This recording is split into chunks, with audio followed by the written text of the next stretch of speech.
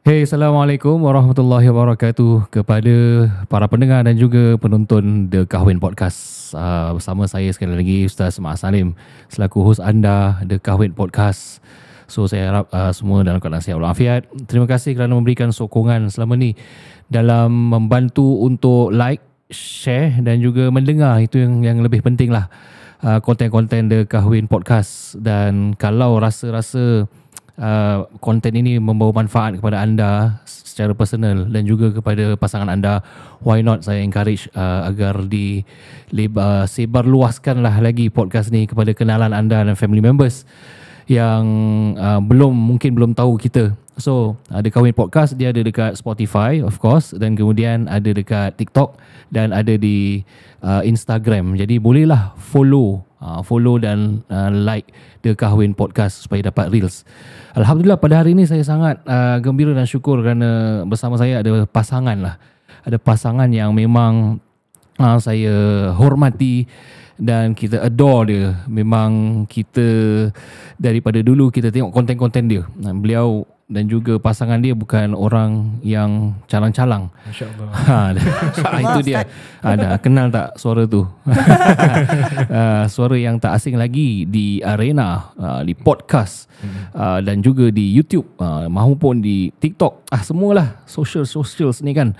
Kalau konten pasal keluarga, pasal kahwin, inilah konten orang Singapura yang saya rasa the only niche podcast yang buat pasal rumah tangga, pasal kahwin. With me today, Outside In Podcast. Yeah, masya-Allah. Outside In Podcast. Podcast. Alhamdulillah. Assalamualaikum Yanto dan juga Farah. Waalaikumsalam. Masya-Allah, terima kasih sudi hadir ke studio ini Masya-Allah. Lawa studio Ustaz Allahuakbar. Masya-Allah. Masya-Allah. Memang cantik sekali orang yang buat ni. Orang yang buat ni. Masya-Allah. So para pendengar semua, kalau nak tahu, sebelum Kahwin Podcast ni ada waktu Kahwin Podcast ni ada, waktu tu saya memang tengah tengok-tengok jugalah dekat TikTok, dekat Instagram, sama ada tak konten-konten lokal berkenaan dengan keluarga. Sebab saya nak juga belajar dari orang dan juga saya nak teman lah, takkan saya seorang kan. Sekarang tiba-tiba ada FYP keluar, ada sepasang suami isteri ni. Kita keluar kat FYP Ustaz. FYP, cuma saya tak ingat dia TikTok atau IG Reels. Korang buat mana satu dulu? I think dua-dua buat, tapi TikTok dapat traction dululah. Okay, dapat maknanya dulu. saya rasa dekat TikTok lah keluar. So saya macam teruja lah tengok, wah, this is something new and very good because dia suami isteri, satu konsep yang baik yang belum ada orang buat. Kemudian lama kelamaan saya belum DM lagi waktu tu. So tapi saya macam of course follow lah, kita nak tengok apa perkembangan kan. Lama-lama ada guest, and then topik-topik dia pun memang topik relatable lah, memang marriage punya isu. Terus terang saya mengatakan memang itu juga di antara objektif The Kahwin Podcast nak buat. Tapi orang lain buat, tapi saya rasa gembira lah. Sebab kita tak boleh buat semua benda. Kau nak jadi ustaz ke, kau nak jadi podcaster kan? Semua benda ustaz Mak nak. Jadi at least ada orang lain buat, so kita sokong. Itu yang saya inisiatif untuk DM DM dekat Instagram, tak silap. Saya ingat lagi Ustaz DM kan, masya-Allah, macam Ustaz Maaz DM, masya-Allah. Ni adalah salah satu ustaz yang kita tengok kan dulu bila kita nak start juga buat podcast ni. Nampak ada Kahwin Podcast Ustaz Maaz Salim ni, kita dia kadi lah, you know. Dan kita macam bila ustaz pula, ustaz macam inspiration kita juga tau. So bila ustaz DM kita rasa macam masya-Allah, orang yang kita look up tu DM kita macam terharu lah. Allah Itu beri kita lagi lebih semangat untuk buat apa yang kita buat ni lah. Alhamdulillah. Kira dulu macam kita tak tahu macam mana the podcast scene kan. We are new kids on the block. So kita takut macam ada politics ke, kalau kita buat sama genre dengan orang ni macam marah ke, competition ke. So bila ustaz approach kita macam masya-Allah, okay, this is a good start lah. Tak adalah kita buat apa kita nak rasa competition ya. Podcast di luar sana.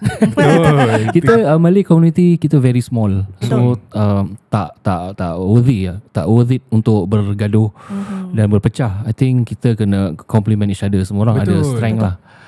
So memang the way saya lihat ni bukan satu kompetitor. Lepas tu saya approach lah, kita nak collab, because I know my kelemahan. Kita tak boleh buat seorang, dan kita ada content tapi kita punya production tak bagus. Kita tak ada tip. So that's why up to now, kalau by the time insyaAllah semua dah tahulah, Kahwin Podcast pun memang under production outside in. Alhamdulillah. So how far kita dah go Itulah daripada kita daripada DM ke rumah gitu. Ke rumah. Saya jadi guest dalam beberapa episod. Kemudian saya terus propose lah supaya Kahwin Podcast jagalah. Jadi anak angkat ke anak tiri. Tapi mungkin yang mendengar the episod sekarang ni, korang maybe wondering how different will it be kan outside in dengan The Kahwin Podcast. So The Kahwin Podcast ni akan special sebab Adu sama As, seorang kadi kan yang boleh memberi kita lebih insights lah atau pelajaran yang Farah dengan Yanto tak boleh provide. And also this first season will be very exciting Ustaz. InsyaAllah, itulah saya look forward lah, InsyaAllah. Okay, so tujuan mereka ni menjadi guest, lalu mereka jadi host. Ini jadi guest lah, jadi guest saya.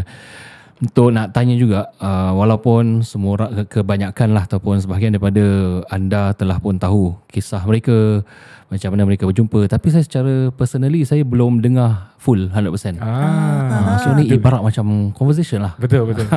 Ibarat macam kita berbual nak macam kenalan. Ni apa nama dia, interview face to face kadi. Tapi kadi ada tanya ke macam mana berjumpa? Ya. Ada nak betul-betul. Nak rasa. Boleh dah lama, dah 5 tahun ni kita cuba lagi. Apa rasanya jumpa kadi face to face. Dan juga imbas semula kan, reignite the passion balik. Macam mana jumpa? Ya, yang tu Farah, siapa nak start dulu? Siapa yang nak cerita? Macam mana korang berjumpa? Okay, kita sebenarnya jumpa dekat dating app, Ustaz. Masya Allah, dating app. Muzmatch. Islamic punya tu. Islamic punya. Tapi tak Islamic sangat lah orang-orang kat dalam. Okay, tahun tu umur Farah berapa? Dan umur Yanto berapa?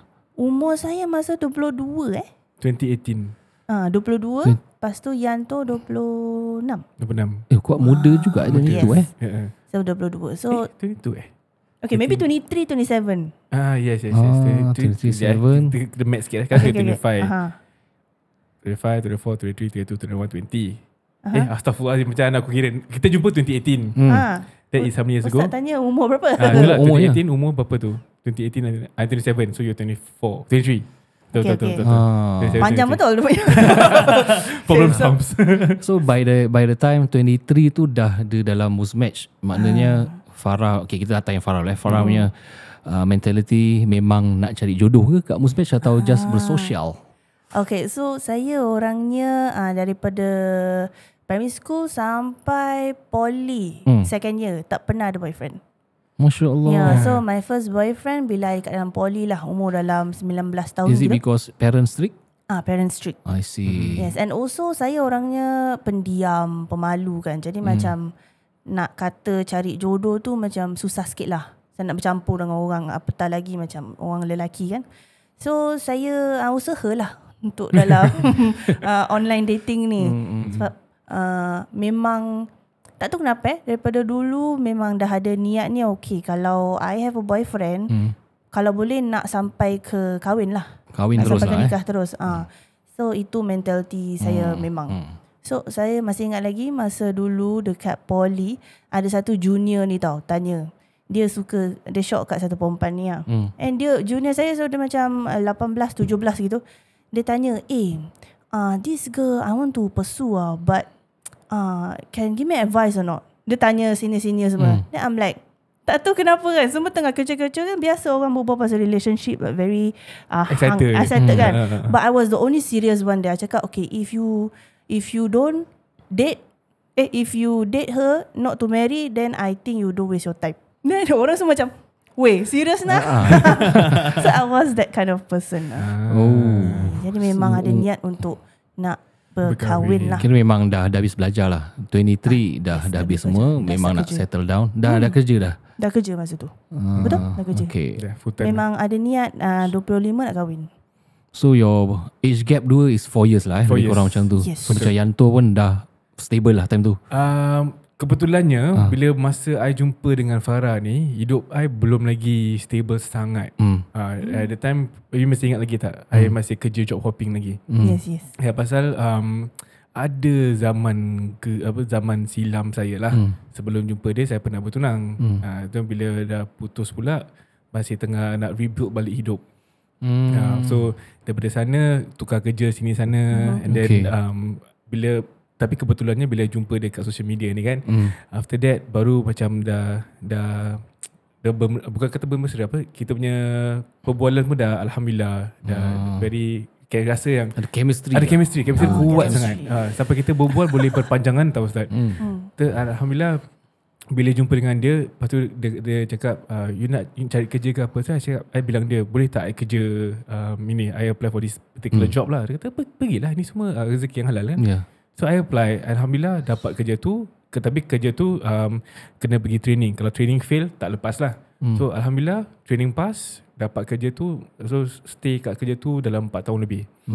So dengan adanya push daripada Farah, alhamdulillah dapat kerja yang baik, gaji yang baik, dan juga apa nak katakan, nak kumpul duit kahwin tu pun senang, alhamdulillah.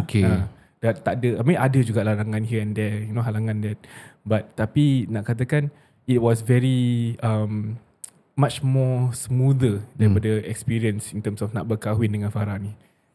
Dia waktu yang dekat Muzmatch tu kan, berapa ni, yang keberapa lah kira, yang keberapa perkenalan, kira swipe saya tak faham sangat macam mana Muzmatch ni.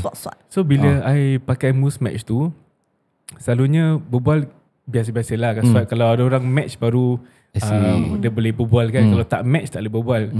So cerita kelakarnya, Farah dengan I tak match. Dia tak swipe, dia tak accept. Dia tak accept. I pula tengok dia macam Masya Allah lah kan. So tapi nampak kat profile dia tulis demi Instagram dia, Instagram punya handle lah.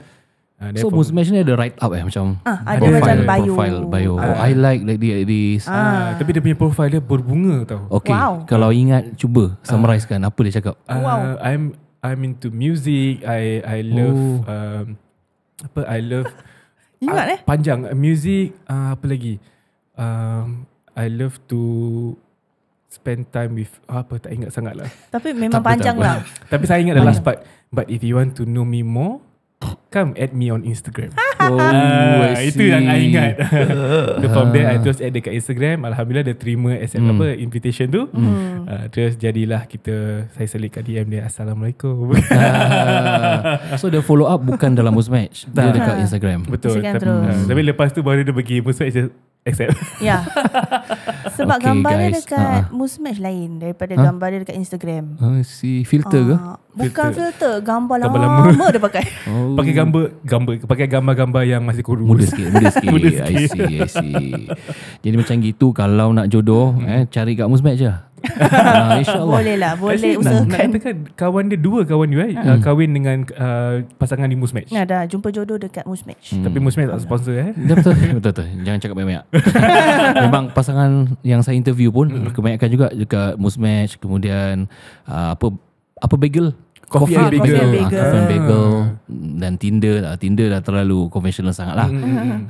So boleh consider kalau kita rasa apa orang kata tu keterbatasan dalam choices kan. Kalau you introvert ke apa, then why not pergi kat sini, cuba. Kalau dah jodoh tak ke mana. Tapi tadi saya interested yang Ian cakap tentang chemistry lah. Kira penting chemistry ni. Ya, untuk saya memang penting. Kalau macam walaupun diorang dah berkenalan, pasangan ni berkenalan, tapi kalau macam tak ada benda nak berbual, tak ada benda nak share, so kadang diorang tanya saya pasangan tanya, Ustaz, kalau kita tak ada chemistry macam mana ni? Macam tak ada benda nak berbual, lepas tu masing-masing pendiam, so how to proceed? Tanya pandangan juga. Faham. Untuk saya, sebab saya sendiri pendiam kan, so and sebelum tu adalah kenalan ataupun boyfriend yang dulu kan. So saya dah macam lebih kenal diri dengan lebih tahu apa yang saya perlukan. So saya seorang yang perlukan pasangan yang boleh berbual. Kalau dia sama senyap macam saya rasa saya pun minta advice dari ustaz-ustaz macam Ustaz. Ustaz tak ada apa-apa nak berbual Ustaz. Alright. So macam pentingnya kalau ada balance lah. Kalau dua-dua pendiam pun okey, tapi kalau ada benda nak berbual atau ada a lot of common grounds ke interest, I think should still be Korang okay. ada checklist macam ada. qualities. For Panjang me, saya ada checklist. satu je checklist saya. Okay, apa dia Yan? Boleh nyanyi. Boleh Betul nyanyi. ke? Ni serius lah. Serius. Saya suka saya suka dengar suara. Kalau suaranya nak katakan sedap untuk dengar. Dan kalau suka karaoke. Adakah itu antara soalan Yan tanya dia dulu? Waktu first. Instagram dia dah tunjuk. Oh, dia tunjuk yang dia nyanyi. Kat Instagram dia see. nyanyi tu, bila nampak dia macam Masya Allah, suara dia sedap. Dia nyanyi lagu Arab lagi. Saya takkan lupakan lah. Pakai Smule ke? Smule. Smule. Dulu memang kuat Smule. Dia ada community kat Smule dulu. Dulu Kira lah. someone lah, somebody lah dia. Tak ada. Apache. Tak ada. Wah, insyaAllah. Farah punya quality apa? Checklist Saya dia. punya biasalah perempuan Selain daripada kan. dia boleh berbual kan tadi. Kita ada banyak list lah, checklist kan. Untuk saya punya nak kena tinggi, nak kena pandai berbual, Ui, nak kena hormat keluarga dan ibu bapa, I nak see. kena banyak list saya memang banyak. Tinggi tu macam lebih kurang macam Farah gitu lah. Match. mesti Kalau match boleh tinggi sikit. Sebab saya seorang yang tinggi kan. lah. Ayu dah 2 inch. Saya 180. So dia 172. Yes. Meter Boleh yang meter. Meter. Inch pula. Inch kecil. Ini dah gini dah. Pendek. Okay. So lepas tu dah delete Muzmatch lah. Dah bila kebetulannya bila kita dah berbual-bual kat Instagram, tak sampai berapa hari I terus delete punya app. Pasal dah even the first few days berbual dengan Farah ni, dah rasa dia punya connection dia. And cara dia berbual pun macam very beralas, tak ada macam nak apa nama dia, tak ada nak apa nama? Simpan-simpan. And then dia selalu berbual pasal family, dan kita selalu talk about kita punya background, and then dia macam very trustworthy tau.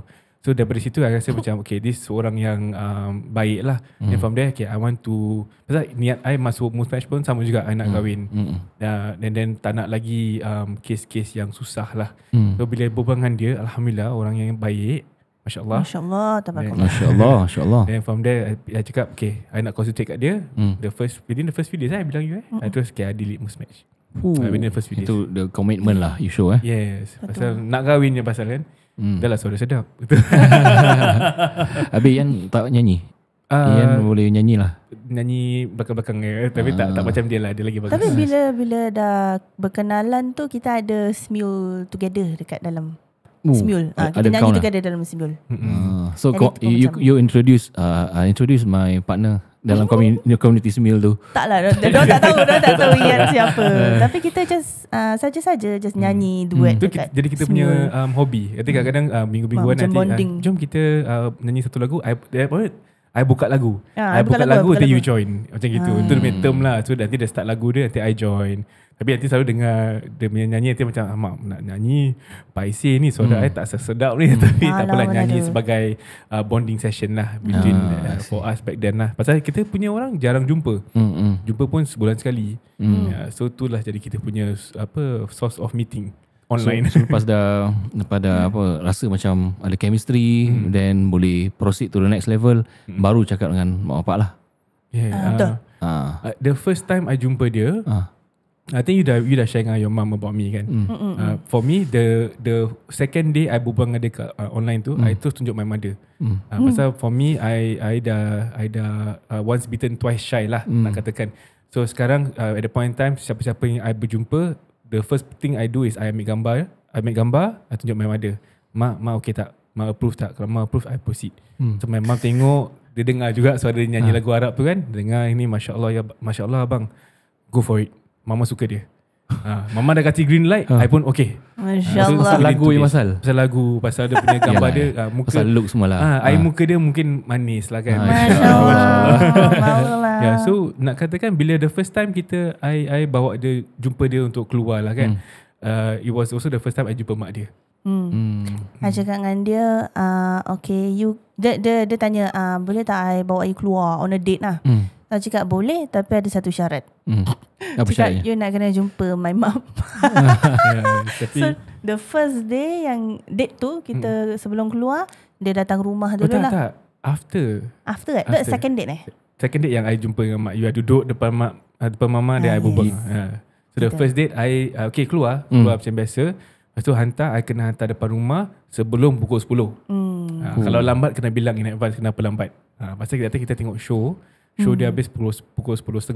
I dah berpeluh. Saya dah lambat macam mana. Takut first time bawa anak orang keluar, habis dia dah lambat. Tu I bilang mak dia, bilang dia kita lambat pasal show dia habis lambat. Sampai cun-cun pukul 11. Mak dia tunggu kat gate. Dia ini orangnya. Nama siapa? Suharyanto. Okay, terima kasih bawa anak cik Umar balik. Itulah I nampak. Dah 11 malam lah. 11 malam memang dia tak jemput masuk pun lah. Aduh. Itu was the first time. Tu main syarat dia is the mother wants to see me. So from there I make it a habit, kalau I keluar dengan dia, I akan hantar dia depan pintu asalkan mak dia nampak yang I hantar anaknya balik rumah.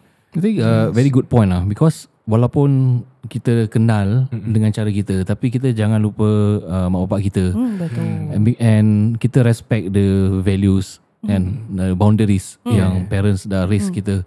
So I think both of you contoh yang baik lah untuk pendengar sana. Kadang-kadang bila saya nampak ni orang-orang ke belakang kan parents. Walaupun dah besar apa, dah adult, dah kerja sendiri, dah cari duit sendiri, dah 20 lebih, nak balik suka hati lah kita nak balik pukul berapa kan. Kenapa nak mesti ada curfew. So I think still we need to respect them as a parents lah. As parents untuk dapat berkat kedua orang tua. Itu yang berkat itulah yang I memang sangat-sangat bersyukur, memang kasih berkat itulah. Misal kalau tak, saya nak katakan previous relationship semua, mama selalu kata I don't like.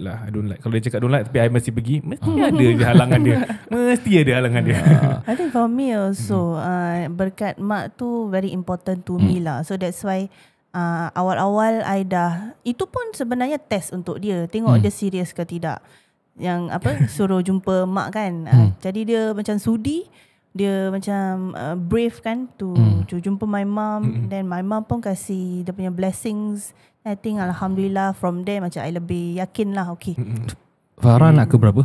Anak ketiga, paling last, bungsu. Paling last. Tapi ada kakak? Ada. Dua kakak. Okay, maknanya dia pernah mengalami anak pertama dia, dapat menantu, dan ni yang last lah. The last lalu dia nak yang the best lah kan. Bukan yang lagi dua tak the best lah. The best for the child. Dia make sure dia nak lepaskan ni last ni, my precious one. Dia nak lepaskan biar dengan orang yang paling layak. Masya Allah. Do you believe that our parents actually di belakang kita, diorang pun doa? Diorang pun doa, diorang nak menantu yang memang sesuai dengan anak dia lah. Masya Allah. Saya rasa tak pernah dapat perspektif mak bapak. Kita asyik gitu because kita punya usaha, jodoh akulah yang doa, akulah istikharah. Tapi di belakang tu sebenarnya because of doa mak bapak juga. Kita tak tahu, diorang tak cakap tau depan kita. So dapat yang tu pun maybe itu qualities anak menantu aku. Diorang pun ada checklist maybe. Cuba tanya parents balik. Atau Mak Farah pernah mimpi yang tu lah, seram Itulah anak menantu saya. Bila dia dengan suara ke, dengan nama Yanto, bila dia jumpa kat depan pintu ke sebelah tu, ya Allah, dia ni lah yang aku mimpi. Mana tahu. Nanti balik saya tanya mak, mimpi tak Yan dulu sebelum kahwin. Okay, soalan seterusnya, nikah tahun berapa? 2020 November. Panjang. Bila hari bulan? 15. Pukul berapa?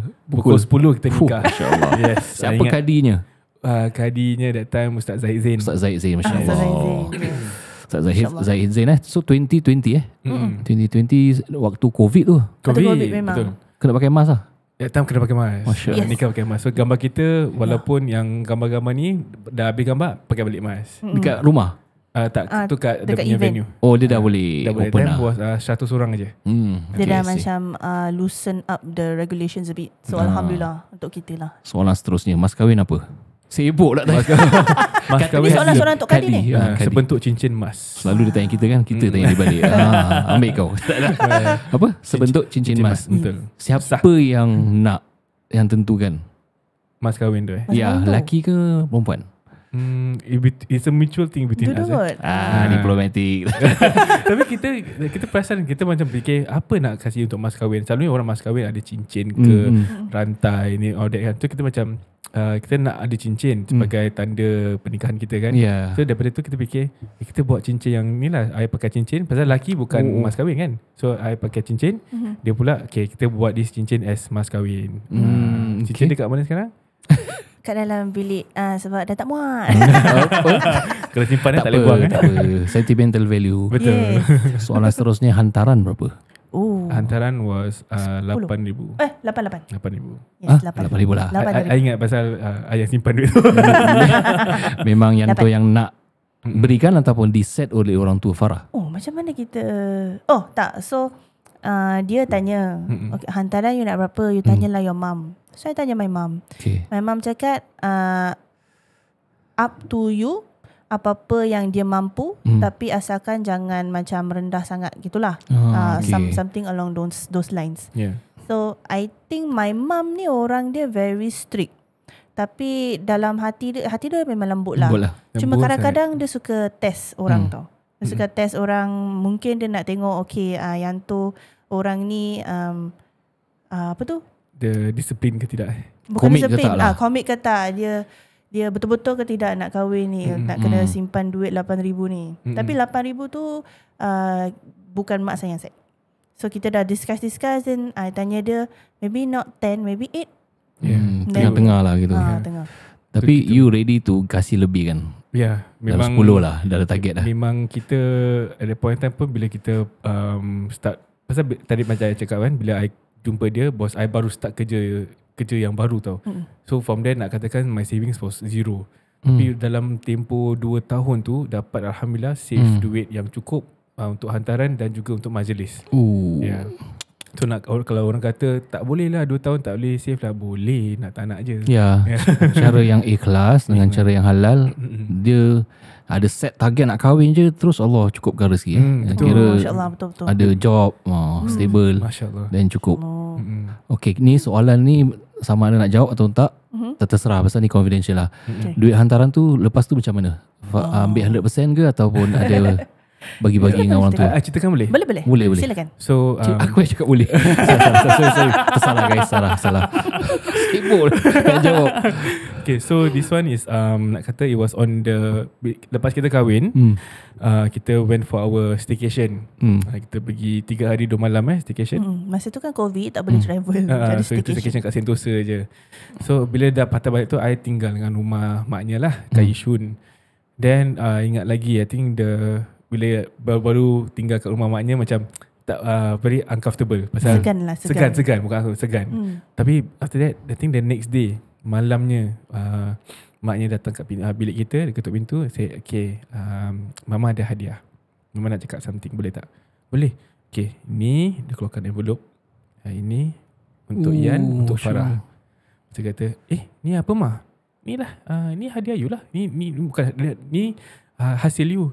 Ini you punya hantaran yang you simpan. Saya cakap, kenapa mah? Ni kan pasal dalam pandangan I, hantaran ni is kita kasihkan bapak kan. Betul. So kata tak, ini duit ni, jadi you boleh senang untuk start hidup korang berdua. Then I'm like, dia tengok dia dah senyum-senyum, tak sengi-sengi. Tapi Ian buka ke tak? Tak, ada point macam nak buka segan pasal segan lah. Depan mak kan. So I pegang ni macam, betul mah, betul. Tak cukup mak? Tak ada. Salah. Mak kurang 1,000 mak. Anak ni. Nak check juga amount dia. Macam I terharu lah. Macam nak nangis pun ada tau. Pasal ada bila I kasih tu, pasal memang ikhlas lah kan. Tak akan pandang balik lah, apa tu duit tu. Bila dia kasih tu macam I tak boleh percaya tau. So dia kata memang maknya dengan dia memang dah plan dah duit ni memang untuk dikasih balik kepada kita, sebagai untuk tanda start perkahwinan baru. Dia kasih balik Ian ke untuk dua-dua? Untuk dua-dua lah, untuk kita start hidup baru sebagai suami isteri. Tapi tadi bila dia cakap mak saya dengan saya plan, actually not true. Okay, alright. Mak saya seorang yang plan. Tapi dia bilang ni kepada saya. Cuma dia cakap jangan bilang Ian. Dia kira-kira nak macam surprise lah. Memang surprise. So I pun terkejut bila my mum bilang it's for us that 8K sebab dulu sebelum kahwin not sure kan nak kena kasih ke, nak simpan boleh ke, tak sure. Jadi bila mak kata nanti duit hantaran you ambil, mama tak nak. This is your money to start your own lives together lah, untuk mempermudahkan lagi insyaAllah. So I macam okay, tapi dia cakap jangan bilang Ian. So I macam okay. So macam secret lah for months and months saya tak bilang dia. So that night tu bila my mum datang I sengih-sengih sebab dah tahu dah. I surprise lah. Betul tu macam sebab pasal kita tahu kadang-kadang ada juga pasangan di luar sana yang bila takat patah hantaran dia tak datang balik kepada mereka. Ada pula dapat sikit-sikit di sana. So I tak nak set macam like korang mesti dapat balik. So this is masing-masing punya up to arrangement. Betul. Tapi Ustaz, hantaran ni tak ada hari ni hukumnya saja kan? jadi host. tak boleh tanya saya. It's my rule. Rasakan walaupun dekat rumah korang tapi ini saya punya pasal. Apa soalan dia? Memang duit hantaran ni tak ada macam hukum ke apa kan? Tak ada hukum. Dia just it's cultural custom. Custom Tapi ya bila dah dapat balik 8,000 tu dibelanjakan ke simpan kat bank? I kasih kat dia. Sibuk pula ustaz ni. Kepo Pasal bila kita nak berkahwin tu time pertunangan, memang dilantikkan Farah ni seorang yang pandai jaga duit. So even my duit hantaran I suruh dia simpankan. Even my duit savings untuk perkahwinan I suruh dia simpankan. So duit yang ada kat dalam tangan is more of my own spending for the day. So bila dah kahwin tu, bila dapat duit hantaran ni I bilang dia, okay sayang, duit ni you simpan. Simpan dalam bank account kita. So kita tak ada savings account yang combine. But I told her she is better at that. So simpanlah duit ni. So kalau kita perlu baru kita pakai. Kalau simpan dalam bank saya tak tahu apa jadi kot. Sebab tahu diri sendiri kan. Kadang-kadang macam ada duit lebih tak apalah spend. Dia pula lain. Dia ada duit lebih lagi bagus untuk dia. I see. So I kasih kat dia. Kasih balik lah. Alhamdulillah. Wow, this is a good example lah. Again, dia tak boleh pakai untuk semua orang. Betul. One size doesn't fit all. Kalau untuk saya, walaupun tak ada orang tanya, saya kasih dia akan dapat balik lah. Cuma kita spend on furniture. Ni sama. Sama. Bila dapat rumah baru. Kita kategori orang dulu memang gitu. Diorang suruh belanjakan biar nampak kan. Jangan simpan kat bank sangat kata. Kalau orang kasih belanjakan. So kita dua ni lah, nampakkan lah. Kita beli katil kan, almari something like that lah. Ini sofa ni ni hasil duit hantaran. Ni dining table ni, chair ni semua. Duit hantaran. Dia punya contribution ni berapa banyak. Masuk outside in ni podcast ni. Banyak guest ni, bergegar. Ni keramat ni. Dah 5 tahun guys, dari 2020. Masya Allah. Alright. Okay, nice story about jodoh. Kita ada time lagi Sekejap pula. Alright, so sekarang you all tengok difference lah 5 years ago dengan sekarang after 5 years. Of course tadi kan kita cakap pasal qualities, pasal checklist, chemistry. Do you think that lama kelamaan kadang-kadang kita punya diri kita ataupun pasangan kita kadang dia macam ada perubahan lah. Tak kisah perubahan negatif pun tak apa, because manusia tak akan perfect. So mungkin kita slack. So bila kita slack ni, you all ada macam rasa pasangan ni perlu tak untuk memahami keadaan kita yang slack ni, dan dia membantu kita ke tidak? Tak tahulah. Because okay, because for me, kalau saya dah nikah from 20, sekali lagi tak ada orang tanya. saya share 2011 sampai sekarang dah berapa? 15 tahun. Masya-Allah. Of course kita makin tua. Then dekat situ baru kita tahu sebenarnya saya sendiri ego. Then ego kadang proud of myself. Itu yang isteri nampak lah. Kenapa saya buka aib kat sini? Jadi tapi kelemahan saya. So dia ada cakap macam tu. Jadi kena improve lah. Okay, kena improve. Lama kelamaan isteri membantu lah. Bagus. Dia membantu untuk memberitahu kita punya kelemahan-kelemahan, supaya kelemahan tu tak menjadi satu aib orang lain tahu bila dia deal dengan kita. Bila dia dengan kita, rupanya dia ni kerek lah. Okay, so alhamdulillah bila ada isteri macam gini, dia tegur, then kita improve from time to time. Macam for you all pula, senyum ada rasa gitu tak? Share lah. You share lah. You share dulu. Kenapa you share dulu? Tak nak, you share dulu. Hey. Ladies first. Kalau tak boleh share tak apalah. Memang aib lah. I think the first biggest kelemahan kita is kita punya determination untuk maintain kita punya weight. Faham. Pasal kita dua-dua bila sebelum kahwin tu aktif Ustaz. Hari-hari exercise, hari-hari kita akan macam dah exercise belum? Dah. Macam itu. Bila dah kahwin tu first few months alhamdulillah masih ada exercise. Tu lama-lama kita exercise jalan kaki je, pergi bus stop. Itu satu kelemahan kita. Tapi memang nak katakan we are both enablers. So macam for example kalau I cakap dengan dia, okay hari ni I nak exercise. Lepas tu dia kata okay jom exercise. Tapi bila I sampai rumah kerja, daripada kerja penat kan, nanti I bilang dia I penat lah, kita postpone boleh. Lepas tu dia akan okay lah postpone lah. Lepas tu kita akan makan. Itulah sebab itulah kita macam tak apa sampai kita gain weight sampai sekarang lah. Itu salah satu kita punya kelemahan. Betul. So kita nak katakan for me personally, kalau I nampak dia penat ke apa, I macam I takkan push dia, kasih dia relax. Tapi itulah yang kita ni sebagai manusia, kita akan sentiasa rasa penat, lelah and things like that. Tapi kita macam tak nak push a bit more. Tengok dia macam alah kasihan, dia sedih, penat gitu kan. Nak suruh dia exercise takut nanti dia lagi penat. So kita just take a step back, end up jadilah boyak macam gini. Nanti kan dah okey apa maintain sih. Ni naik Ustaz, naik 10 kg saya. Nanti tunjukkan gambar dulu. Boleh insyaAllah. Aduh, 10 kg saya naik. 10-15 kg. 15. Tu salah satu. Then nak katakan we are very, back then kita punya form of communication pun berbeza. Walaupun kita kahwin, kita kenal each other about 2 tahun kita punya communication pun, cara kita berbual tu memang berbeza.